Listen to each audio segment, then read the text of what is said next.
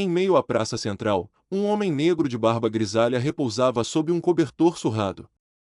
O som da manhã se misturava ao vento cortante quando dois guardas municipais o abordaram. Chamaram-no de vagabundo, e um deles o empurrou com o pé. A atitude do homem, porém, era de quem carrega uma dignidade inabalável. Com um rosto sereno, ele se levantou, tirou do bolso um celular antigo e, com uma voz clara e firme que contrastava com a fragilidade de seu estado, disse: Alô, general? Estão me tratando como inimigo no meu próprio país. O som do rádio da viatura, em seguida, preencheu o silêncio, e o deboche da patrulha se congelou, dando lugar a uma surpresa gélida que paralisou a todos. Marcelo, de 62 anos, ex-coronel da Polícia Militar e condecorado por heroísmo em duas operações de alto risco, dormia em um banco de pedra, coberto por um agasalho de retalhos. Ele havia se tornado uma parte invisível daquela praça. Suas botas, embora antigas e gastas, ainda eram engraxadas nos cantos. A mochila, sempre por perto, continha uma Bíblia antiga, uma foto amarelada de sua equipe e um distintivo militar ainda válido, mas desbotado pelo tempo. Marcelo não pedia dinheiro, oferecia ajuda. Já havia amparado um idoso que havia caído na calçada, dado informações a uma senhora que perdeu o ônibus, e afastado um homem bêbado que importunava uma jovem. Por isso, ele era conhecido entre os moradores de rua como Coronel. Naquela manhã, os guardas se aproximaram rindo. O mais jovem, de forma dissimulada, ativou a câmera do celular para filmar o que considerava engraçado. Marcelo, que estava sentado amarrando os cadarços, não teve tempo de se levantar antes de ser empurrado. Levanta daí! Isso aqui não é lugar para um vagabundo descansar, disse um dos guardas. Marcelo ergueu o olhar, mas não respondeu. Um empurrão mais forte veio, e o tom da voz subiu. Foi nesse momento que Marcelo se levantou devagar, com a mesma postura de quem já comandou tropas inteiras. Tirou o celular velho do bolso e discou um número, levando-o ao ouvido. Sua voz foi firme e clara: Coronel, aqui é o Marcelo. Estou sendo abordado de forma agressiva por uma guarnição na Praça Central. Código de identificação do patrulhamento 17. Silêncio. A rádio da viatura rangeu. 1 segundo. 2. E então uma voz seca e direta soou na rádio. Código 17, confirmado. Retiro imediato. Confirmem a identidade do civil. Os dois guardas congelaram. Marcelo estendeu a mão. Tirou de sua mochila uma antiga carteira funcional e seu distintivo. Um dos guardas olhou e ficou pálido, enquanto o outro desligava a câmera do celular, sem saber onde escondê-lo. No dia seguinte, a praça amanheceu diferente.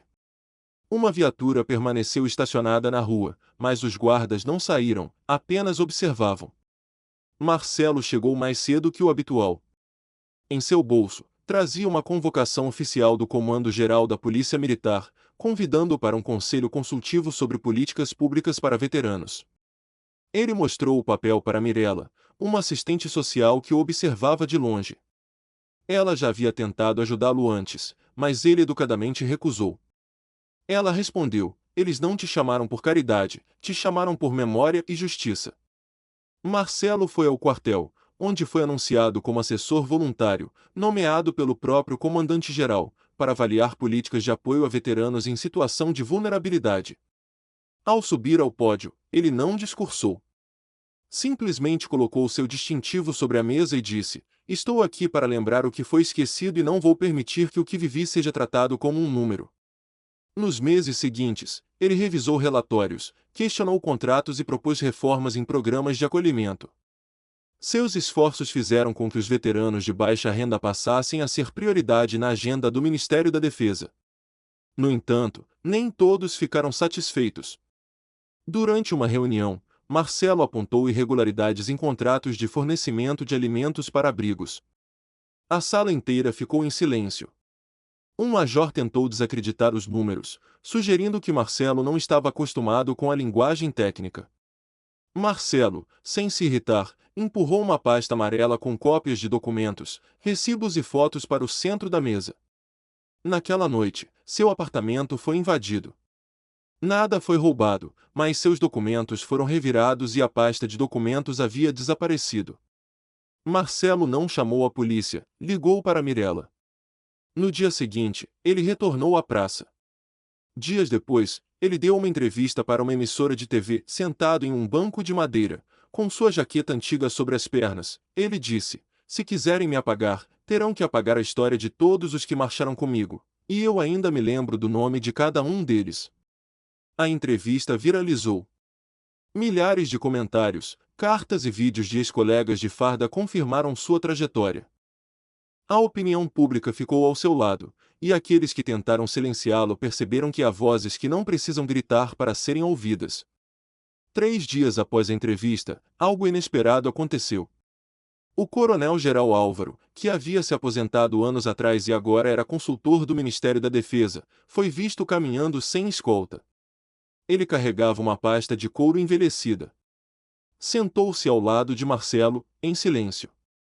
Em seguida, abriu a pasta e entregou os mesmos documentos que haviam desaparecido durante o assalto. "Nunca saiu das nossas mãos", ele disse. "Estávamos apenas esperando o momento certo para devolvê-la." Marcelo o olhou não como um subordinado, mas como um igual. O coronel-geral continuou: "A represália não veio da instituição, veio de dentro, e já estamos cuidando disso." Ali, na praça, os dois homens que um dia estiveram lado a lado em um campo de guerra, em outro continente, selaram uma nova missão. A pasta foi oficialmente entregue à Corregedoria, com o apoio formal do alto escalão militar. Os jornais noticiaram: Exército vai investigar contratos suspeitos após denúncia de veterano em situação de rua. E não era apenas uma manchete, era uma reivindicação conquistada com verdade, não com ódio.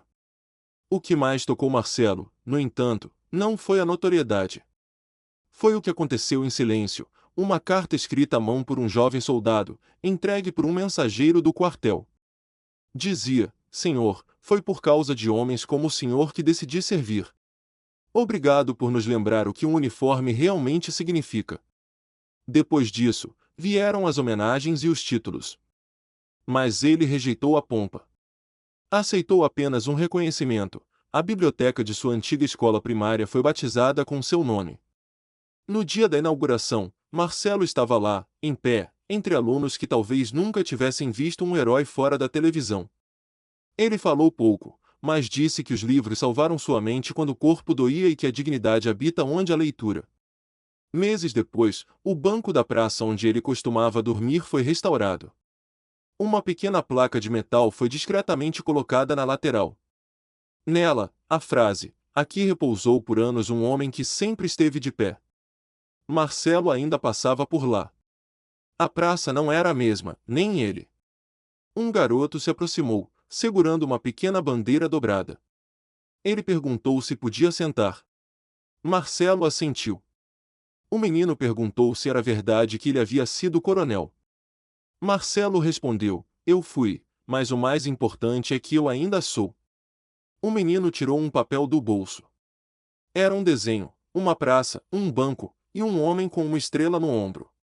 Ele entregou o desenho para Marcelo e correu de volta para a mãe. Marcelo olhou para o desenho por alguns minutos. Guardou-o na mochila, ao lado da Bíblia e da foto de sua equipe. Ele sorriu. Na cidade que um dia o esqueceu, naquele mesmo chão onde ele já havia sido empurrado, agora caminhava com leveza, porque seu nome havia sido restaurado e sua história, finalmente, reconhecida. Se essa história te tocou, talvez seja porque você também acredita que a dignidade não se perde com o tempo nem se apaga com a indiferença. Deixe seu comentário nos dizendo de onde você nos assiste e se inscreva para mais histórias que precisam ser lembradas.